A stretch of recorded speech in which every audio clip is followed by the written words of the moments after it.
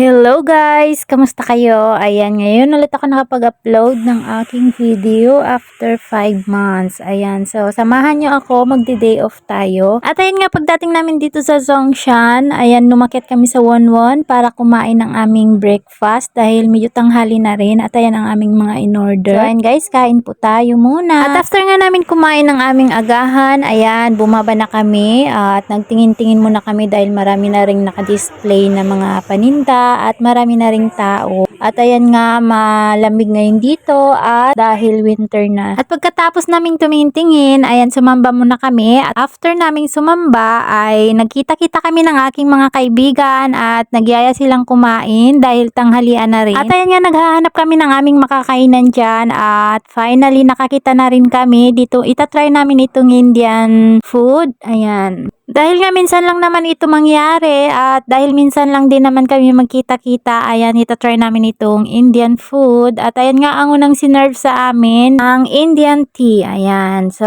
dito kami kumain sa Eco Park, yan, sa Masala Art. At ayan nga, sunod-sunod na rin sinerve ang aming in-order. Merong salad at may chicken. Nakalimutan ko anong tawag doon. At meron ding biryani kaming in-order at masala chicken. At may in-order pa pala kaming Indian bread or kubos ang tawag ba doon. So ayan, ang tagal nga namin makapag-decide kung ano ba talaga ang kakainin namin dyan. Medyo nahilo na rin yung nag-entertain sa amin dyan. At dahil nga first time namin kumain doon sa Indian food, ayan. So satisfied naman kami dahil masarap naman ang pagkain nila doon. At after namin kumain, ayan, nag-ikot-ikot muna kami dito sa Eco Park at meron ngang event doon. Ayan, so maraming tao ngayon dito. At after namin sa Eco Park, ayan, pupunta kami ngayon ng Tamsoy at buti na lang malapit lang dito sa Eco Park ang sakayan ng MRT.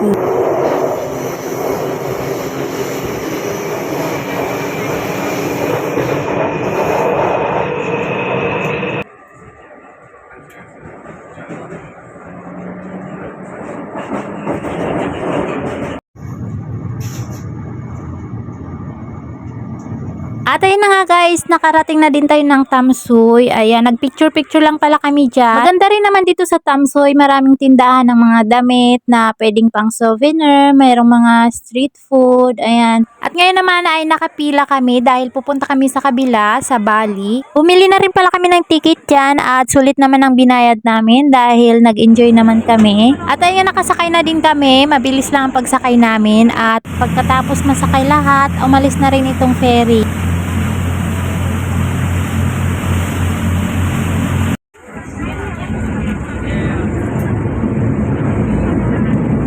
Ayan, nandito na rin nga kami sa Bali. Mabilis lang ang biyahe namin. Wala pang 30 minutes nandito na kami. At ayan lang ang ganap dito sa Bali. Maraming tao at nagpicture-picture lang din kami. Tumagal lang din kami dito ng siguro mga 1 oras. At after nyan ay bumalik din naman kami agad sa Tamsoy. At pagdating namin sa Tamsoy ay nagutom kami. Bumili kami ng langgunisa. Inihaw na langgunisa. At after nyan ay umuwi na rin kami. So hanggang dito na lang muna ang ating video. Sana ay nag-enjoy kayo. Thank you for watching.